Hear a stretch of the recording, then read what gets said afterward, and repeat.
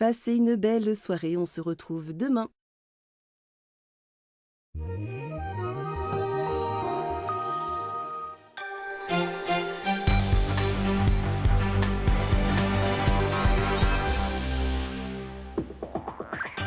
Madame, Monsieur, bonsoir, bienvenue dans le 19-20, l'information régionale suivie de l'actualité nationale. Dans les Alpes, les dernières pluies ont fait des dégâts considérables sur les Deux-Savoies. Pour les habitants des secteurs les plus touchés, l'heure est au grand nettoyage. Exemple, à Flumet, en Haute-Savoie. En Savoie, pardon. La belle aventure pour l'entreprise savoyarde Color. Elle vient d'être rachetée par le géant américain GoPro, une aubaine et à la clé une douzaine d'emplois sur place. Grenoble au cœur du pays du soleil levant, la semaine du Japon bat son plein avec une ambassadrice de charme à la baguette, Wakiko, une spécialiste des arts et coutumes japonais. Carole Gessler prendra le relais à 19h30 pour l'édition nationale avec deux grands titres, les écoliers de Béziers, fichés en fonction de leur prénom et donc de leur religion. Robert Ménard, le maire apparenté FN, a beau se justifier. Ces révélations suscitent une vague d'indignation et l'ouverture d'une enquête. Des perquisitions sont en cours à la mairie de Béziers. Ce type de pratique est formellement interdit par la Constitution. Et puis la loi controversée sur le renseignement très largement adoptée en première lecture à l'Assemblée. Les détracteurs en appellent maintenant aux sénateurs. Ils dénoncent une loi liberticide qui dépasse très largement le cadre de la lutte contre le terrorisme. Conséquence des intempéries de ces derniers jours. Nous l'évoquions hier dans le Journal des Alpes. Un véritable lac s'est formé dans la station d'Avoria, au pied d'un télésiège. L'eau a englouti une partie des remontées mécaniques, du jamais vu dans la station des Portes du Soleil. Faiza Gareliounzi, Yves-Marie Lo. Départ des remontées mécaniques du Tour. On distingue à peine le toit du local technique et quelques télésièges n'ont pas échappé à la noyade. Difficile de le croire et pourtant, il y a quelques jours à peine, ils transportaient les derniers skieurs de la saison. Ce lac n'existait pas. Malgré les 5 degrés de température extérieure, plusieurs curieux sont venus immortaliser le phénomène. Ça me met des frissons parce que ça me fait presque pleurer parce que c'est incroyable, quoi. Tout l'investissement et puis voir ces catastrophes. Qu'est-ce que vous voulez, c'est la nature, hein. On n'y peut rien. C'est impressionnant. Enfin, mon mari qui est du pays, il n'a jamais vu ça en 60 ans. Avec la neige en surface, on se croirait presque au bord de la banquise. Ce lac s'est formé en un week-end. Les pluies diluviennes de ces derniers jours ne sont pas les seules en cause. Le redout a fait fondre toute la neige qui recouvrait les falaises. Résultat, toute l'eau s'est accumulée dans cette cuvette. Elle atteint 7 mètres par endroit. Aujourd'hui, impossible de la pomper pour sauver les équipements. Ce qui est embêtant, c'est que ce télésiège, il devait tourner cet été. Donc je ne sais pas si on sera en mesure de le remettre en route rapidement. Voilà. Après, oui, on craint quand même l'importance des dégâts, parce que quand il faut refaire des postes de transformation électrique, des armoires électriques, etc., tout remettre en route, tout retester, oui, ça prend du temps, et oui, c'est compliqué, et oui, c'est des coûts importants. Difficile d'évaluer les dégâts pour l'instant. Seul point positif, l'eau retenue ici a permis de limiter les inondations dans la vallée, déjà fortement touchée par les intempéries. Mais ce lac est éphémère et son niveau a déjà commencé à baisser ce matin. Le soleil, attendu dès demain, va enclencher le compte à rebours de sa disparition.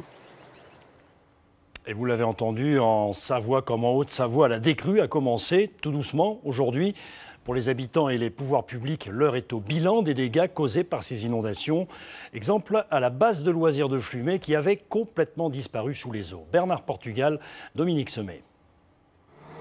Des tonnes de terre, de limon, de troncs d'arbres ou de rochers. 3 jours après les inondations à Flumet, les travaux de déblaiement et de nettoyage ont commencé et le chantier est énorme. La première phase, ça va être déjà de recreuser le nid de la rivière pour que l'eau puisse baisser. Et après, il faut tout remettre en état, tout renlever le tout venant qui est sorti de la rivière, nettoyer partout autour des jeux, la remise en état, remettre un grillage pour la sécurité.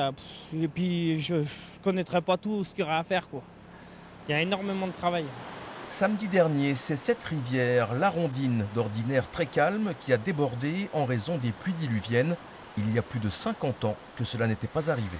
C'est vraiment incroyable, hein. J'ai jamais vu ça, moi. Hein. Pareil, des éboulements, des glissements de terrain et tout. Hein. C'est la première fois que je vois ça. Hein. Le stade de foot, la base de loisirs ou encore le plan d'eau de Flumet ont été fortement endommagés par la crue. et la facture des réparations pourrait dépasser les 200 000 €. Aujourd'hui, les communes sinistrées vont devoir procéder à une expertise précise des dégâts avec un espoir que l'état de catastrophe naturelle soit reconnu. Ce classement en catastrophe naturelle, bien sûr, c'est important pour les particuliers puisque c'est une prise en charge au niveau de leurs assurances. Au niveau de la collectivité, bon, il y a des fonds d'État qui seront, je l'espère, qui seront débloqués, on va dire. Tout est mis en œuvre pour que ce soit le cas. Il y a évidemment d'autres territoires sur la plaine qui sont aussi concernés et sans ces aides, bien évidemment, on n'arrivera pas à faire le tour de tout ce qu'on devra remettre en état pour cet été, quoi. Les travaux de déblaiement devraient durer plusieurs jours. Par ailleurs, un diagnostic est actuellement en cours pour déterminer l'ampleur des dégâts sur la route des Gorges de l'Arly, fermée depuis samedi. Et toujours dans l'actualité de ce jour, la direction de la concurrence, de la consommation et de la répression des fraudes mène depuis ce matin 9 h une perquisition dans les locaux du Conseil de l'Ordre des chirurgiens dentistes de l'Isère, mais aussi dans d'autres départements du pays. La DDCCRF soupçonne une entente illicite entre une plateforme mutualiste et certains praticiens. La perquisition est toujours en cours. Merci à Franck Serroni pour ces images. Le ras-le-bol des maires de l'agglomération grenobloise à propos de l'hébergement d'urgence. Jean-Paul Trovero, le maire de Fontaine, appelle l'ensemble des maires, le département et les représentants de l'État à participer d'urgence à une table ronde afin de trouver des solutions pérennes pour les malheureux de plus en plus nombreux qui habitent de véritables bidonvilles. Nathalie Rapuc et Franck Serroni se sont rendus sur place. Ils viennent d'Europe de l'Est, sont apatrides ou demandeurs d'asile. À ce jour, près de 350 hommes, femmes et enfants vivent dans le bidonville Esmonin, au sud de Grenoble. Cela fait 1 an que ce village de fortune ne cesse de croître. Aujourd'hui, les associations dressent un bilan alarmant. Le rapport à l'eau est compliqué. On a 2 points d'eau pour toutes les personnes, 2 douches, 2 toilettes pour toutes ces personnes. Donc les conditions sanitaires sont vraiment difficiles. On s'aperçoit que les personnes ont connu 4-5 expulsions et sont toujours là. Donc c'est quels moyens on met en œuvre pour pouvoir justement faire en sorte que ces gens puissent s'intégrer. Certains sont là depuis plusieurs années et ont même trouvé un travail. Un peu partout dans l'agglomération grenobloise, autour des hébergements d'urgence ou dans des lieux d'accueil provisoires comme ici à Fontaine, des familles vivent dans des conditions illégales. Une situation de plus en plus délicate à gérer pour les communes. Dans un communiqué, le maire de Fontaine appelle tous les élus de la métropole à se mobiliser pour que l'État intervienne. Pourquoi dans ce domaine-là, nous ne pouvons pas, via la métropole, peser collectivement de tout notre poids auprès de l'État? C'est ça la question de fond. C'est pas dire la métropole ne fait rien, c'est dire la métropole doit accompagner les maires qui sont en difficulté et les 49 maires doivent jouer la solidarité. Échirolles, Saint-Martin-d'Air, Saint-Martin-le-Vinou, toutes ces communes demandent une table ronde en urgence avec les autres collectivités, des représentants de l'État et des associations.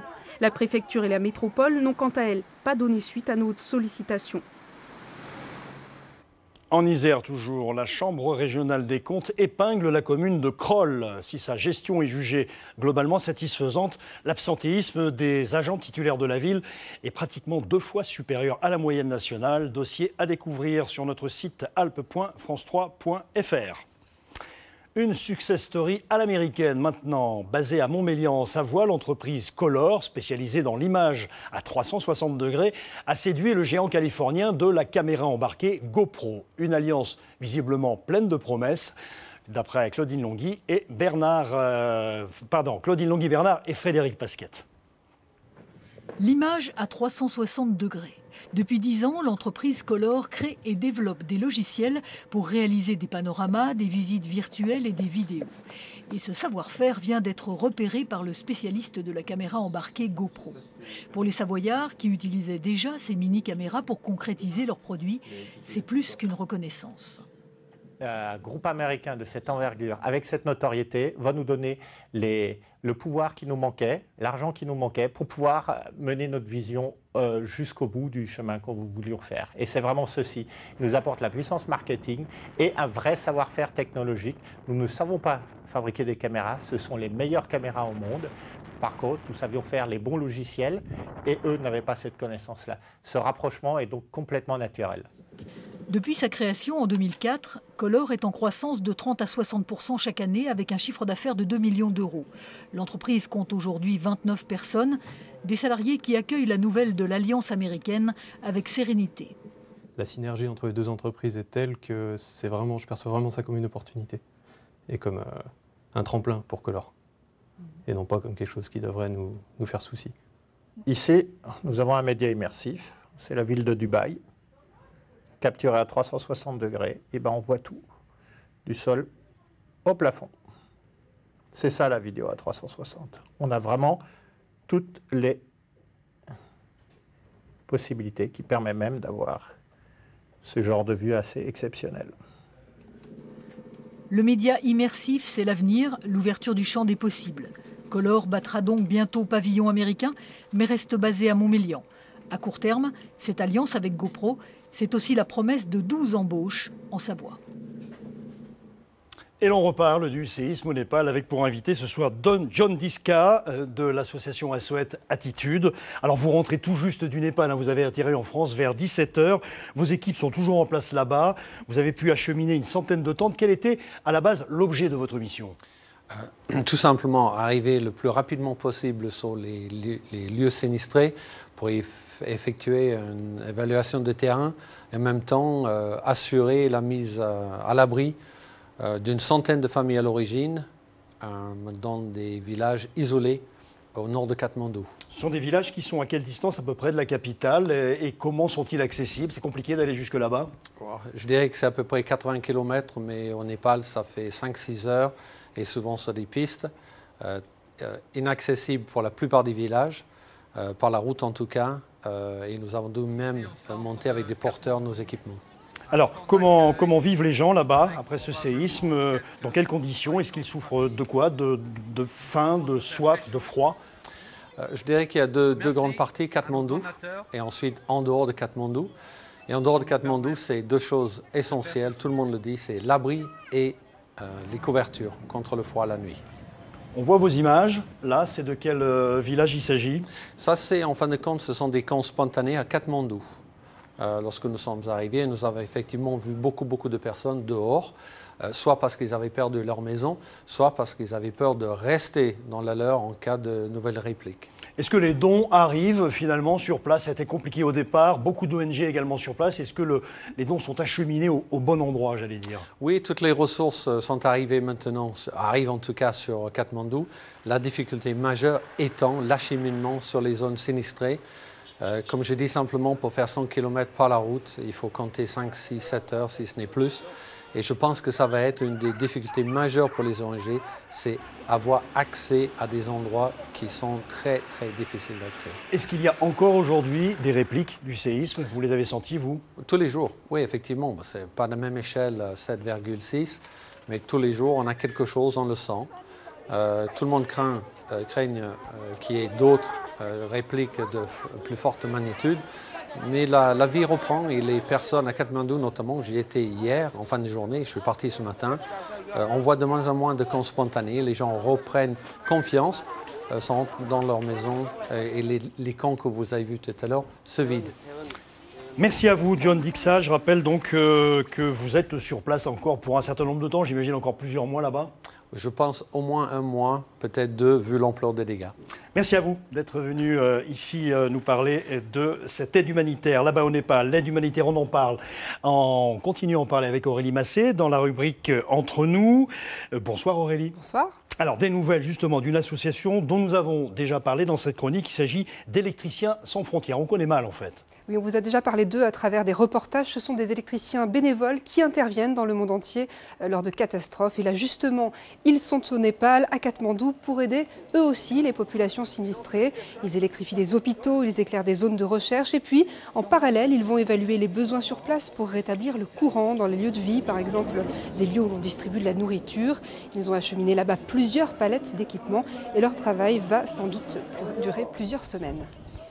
Et plus près de chez nous, une compagnie qui a tout perdu lors de l'incendie du théâtre Prémol, c'était le 18 avril dernier, Aurélie. Ouais, c'est la compagnie grenobloise InMobile. Elle était sur scène le soir de l'incendie. Son spectacle venait de se terminer. Et en une poignée de minutes, elle a tout perdu. Ses décors, son matériel, 2 ans de travail réduits à néant. Et aujourd'hui, cette troupe de 19 personnes, elle ne sait pas si elle va se relever et repartir. Nous avons rencontré leur metteur en scène, Benoît Kopniaev. Quelques images montées dans un clip, c'est tout ce qu'il leur reste de leur spectacle.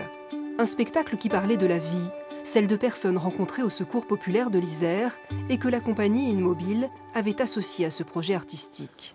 Le soir où l'incendie s'est déclaré, c'est justement pour fêter les 70 ans de l'association que la troupe se produisait au théâtre Prémol. Tout ce travail humain, toute cette aventure qu'on a mis dans la création de cette compagnie, dans ce premier spectacle et ce travail avec le Secours populaire, il est complètement anéanti du fait de nos pertes matérielles et ça nous a fragilisés. C'est comme une entreprise qui voit ses locaux partir en fumée et tout à coup il n'y a plus de travail pour personne. Nous on est exactement dans le même cas. Parmi les projecteurs, les consoles, les costumes, beaucoup d'objets prêtés. Il y en a pour des dizaines de milliers d'euros. Et la troupe avait aussi investi 35 000 euros sur ces deniers. Alors bien sûr, les assurances ont commencé leur travail. Mais en attendant, sans matériel ni argent, pas de tournée. Le Secours populaire fait un appel à dons pour nous soutenir financièrement. C'est vrai qu'un soutien financier, on n'est pas contre. J'aime pas trop demander de l'argent, mais là, au vu de ce qui se passe, je vais passer sur mes premiers réflexes personnels pour dire que oui, effectivement, on a besoin d'un soutien matériel, d'un soutien financier. Et derrière, il faudrait qu'on puisse rejouer ce spectacle. On devait jouer le dimanche soir, on n'a pas rejoué, et on aimerait bien rejouer le spectacle. Des artistes ont aussi proposé à la compagnie d'organiser une soirée de soutien. De leur côté, la ville de Grenoble et le Conseil général de l'Isère pourraient débloquer une aide exceptionnelle. Et pour ceux qui souhaiteraient donner un coup de pouce à cette compagnie, les dons sont adressés au Secours populaire de l'Isère, 8 rue des Peupliers à Grenoble. On vous tiendra aussi au courant si une soirée s'organise pour leur venir en aide. C'est noté Aurélie et on continue avec une belle initiative qui s'adresse plutôt aux enfants, c'est la journée mondiale du coloriage. Exactement, c'est demain une opération organisée au profit de SOS Village d'enfants, association qui permet à des frères et sœurs séparés de leurs parents de grandir ensemble. Le principe est simple, les enfants du monde entier sont invités à proposer des dessins à leur entourage en l'échange d'un don à l'association. Dans les Alpes, plusieurs écoles s'associent à cette action, mais on peut aussi participer à la librairie Majolire de l'île d'Abo ou encore à la mairie de Bernin. Tout ça en Isère. Et si vous voulez connaître les autres lieux ou savoir comment participer de chez vous, je vous invite à consulter le site internet de la Fondation Stedler, le fabricant de stylos qui organise tout ça. L'adresse s'affiche sur votre écran. Et on conclut cette chronique avec la photo du jour. Oui, une photo qui me fait penser à l'affiche d'un célèbre film de Spielberg sur un petit extraterrestre. Regardez, il ne manque que le vélo. Mais bon, ce cliché ne nous vient pas d'Hollywood. Il a été pris à Pierre-Châtel, en Isère, par un téléspectateur, André Demander, que l'on remercie. Et on vous remercie également. Merci Aurélie Massé. Jusqu'au 28 mai, la ville de Grenoble se met à l'heure de l'Europe. Objectif, mettre en lumière le travail mené depuis plusieurs années par cette ville, donc, ses différents jumelages et ses projets européens. À l'honneur cette année, une exposition photo avec les regards croisés d'un Anglais et d'une Grenobloise, mais également la réalisation d'une cabine à bouquins franco-allemande. Explication Johan Etienne et Vincent Abran. Le campus de Grenoble capté à travers l'objectif d'un photographe anglais. La fameuse université d'Oxford à travers celui d'une Grenobloise. Cette exposition met en lumière un échange de regards sur deux villes universitaires, très différentes l'une de l'autre.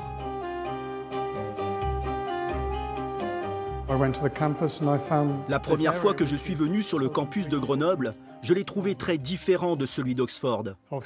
L'université d'Oxford est plus petite, plus secrète, plus fermée. Le campus de Grenoble est lui plus aéré, je peux m'y balader et prendre des photos où je veux et quand je le souhaite. Et tout est moderne, vert, coloré. Ce projet artistique souligne le travail mené depuis plusieurs années par la ville via ses différents jumelages. Le symbole d'une coopération européenne, tout comme cette cabine à bouquins, issue d'un travail entre des établissements berlinois et grenoblois, une mini-bibliothèque hébergée dans une cabine téléphonique, venue tout droit de Berlin. Le concept, c'est de transformer ces cabines en lieu d'échange de livres, en libre service pour les gens dans les rues. Donc c'est un concept qui existe depuis plusieurs années. À Berlin notamment, il y a déjà une dizaine de cabines installées. Ça existe aussi en France sur d'autres formes, puisque à Paris, il y a des arrêts de bus qui sont dédiés à ça. Il y a un banc aussi à Grenoble où les gens savent qu'ils peuvent échanger leurs livres. Donc l'idée, c'était de récupérer ces cabines téléphoniques et de les transformer. Cette cabine à bouquins permettra à la Maison internationale d'entreposer et d'échanger des livres, à condition qu'ils soient écrits en langue étrangère. Ses concepteurs espèrent qu'à l'avenir, des cabines de ce type verront le jour dans les rues de Grenoble. Voilà, Grenoble qui va même au-delà de l'Europe avec la semaine du Japon qui a débuté hier. Tout un programme concocté par l'Université Inter-Âge du Dauphiné. C'est dans cette association qu'enseigne Wakiko, une japonaise tombée sous le charme de la France. Elle propose une multitude d'activités pour mieux partager sa culture. Jean-Christophe Pain, Yves-Marie Glo. Je m'appelle Wakiko. Je m'appelle Kaizo. Moi c'est Bruno. Moi c'est Yoji. Moi je m'appelle Issei. Wakiko, ça veut dire bien entouré en japonais. Wakiko a rencontré Bruno en Allemagne et les deux étudiants ont choisi de s'installer ici avec leur petite famille. Après 15 ans, c'est vraiment, maintenant, ici c'est ma vie. Et puis j'aime bien la France, j'aime bien Grenoble. Moteru, choto motte. Katapo, katapo, oui. Tu sais qu'est-ce que c'est? Non. Ça c'est le poisson. Ces poissons, c'est la fête des garçons. La carpe au Japon, c'est l'emblème du courage, parce qu'elle est capable de remonter les rivières, les cascades. Bienvenue. Bienvenue. Ohayo gozaimasu. Ohayo gozaimasu. Ses parents vendaient des kimonos dans un petit village de montagne près de Nagano. Mais Wakiko voulait voir le monde, partir à l'aventure, découvrir d'autres cultures. Je suis venue en Europe et ça m'a motivée, c'est qu'il y a vraiment le mélange des gens, du pays, la langue, les cultures, mais on cohabite ensemble. Kanaka ni hito to umarete aki no kure. Les Japonais ont un autre rythme. Tsu-ton. Ton, tsu, ton. Une autre façon d'appréhender le temps qui passe. Toujours la même. L'instant est vécu intensément, en pleine conscience. 5, 6. Dans les arts martiaux ou la calligraphie, le geste est accompli comme s'il était le premier et le dernier. 11. Nous sommes bien différents, mais le fond de cœur, ou au fond de cette personne, c'est la même personne. Même nous sommes des humains, nous sommes les gens, voilà, quelle que soit la nationalité, quelle que soit l'habitude, quel que soit d'où on vient. La semaine du Japon se déroule à l'université Inter-Âge de Grenoble, une école où l'on peut apprendre le russe, le chinois, l'arabe et le japonais, bien sûr. Allez, direction Villars-les-Dombes, dans le département voisin de l'Ain, pour l'attraction de l'année au fameux Parc des Oiseaux. Cette année, il héberge une dizaine de colibris, ces oiseaux-mouches originaires de la Guadeloupe, qui ont la particularité de butiner les fleurs en vol stationnaire comme les abeilles. Damien Métral, Jean-Éric Gué pour les images. 5 cm de haut, 5 grammes sur la balance. Malgré son poids plume, le colibri est champion du monde de battement d'ailes, toutes catégories d'oiseaux confondues. Jusqu'à 200 par seconde, en vol stationnaire. Tu vois où il met son bec? Regarde, il va mettre son bec dans la petite ouverture rouge pour aller chercher le nectar. Parmi les volatiles, il est le seul capable d'évoluer en marche arrière. Il est petit, rapide, c'est assez étonnant la façon dont il va se nourrir. Et puis bon, c'est vrai qu'on n'en voit nulle part. Originaire de Guadeloupe, ces spécimens ont été élevés en Allemagne. Un soigneur a été embauché tout spécialement pour les surveiller, une sorte de nourrice pour ces oiseaux au régime alimentaire très particulier. C'est un gros mangeur, il va manger toutes les 15 minutes à peu près. S'il ne mange pas au bout d'une heure, il va tomber en léthargie. Pour ce qui est des mœurs aussi, le colibri est un original. En captivité, mâles et femelles ne cohabitent pas, sauf quelques minutes seulement en période de reproduction. C'est le seul moment où ils sont en contact, autrement ce sont des oiseaux en effet, malgré leur petite taille, qui peuvent s'entretuer. Dans les coulisses, la préparation du nectar de synthèse, le plat unique du colibri en captivité. Ici, 7 pensionnaires ont été mis en réserve car ce type d'oiseau reste très fragile. Pour en faire des vedettes, le parc de Villars-les-Dombes a investi 250 000 €. Je pense que c'est le plus gros pari qu'on ait réussi jusqu'à maintenant avec cette installation qui a ouvert le 1er mai. L'autre enjeu sera effectivement d'avoir un niveau de reproduction qui soit satisfaisant. À terme, avec les naissances, le parc espère bien doubler sa population de colibris, des oiseaux qui, une fois acclimatés aux touristes, seront également présentés dans cette volière au contact des visiteurs. Mais pour cela, il va falloir attendre quelques semaines. Petits, costauds, mais encore un peu froussard. Je vous rappelle enfin que l'heure est à la décrue en Savoie et en Haute-Savoie où les inondations ont fait le plus de dégâts ces derniers jours. Avoria, les pieds dans l'eau, tout comme Flumet, sa base de loisirs, laisse entrevoir l'étendue des dégâts qu'il va maintenant falloir chiffrer probablement en millions d'euros sur les 2 départements. À suivre les prévisions météo, puis l'édition nationale. Je vous souhaite une excellente soirée sur France 3.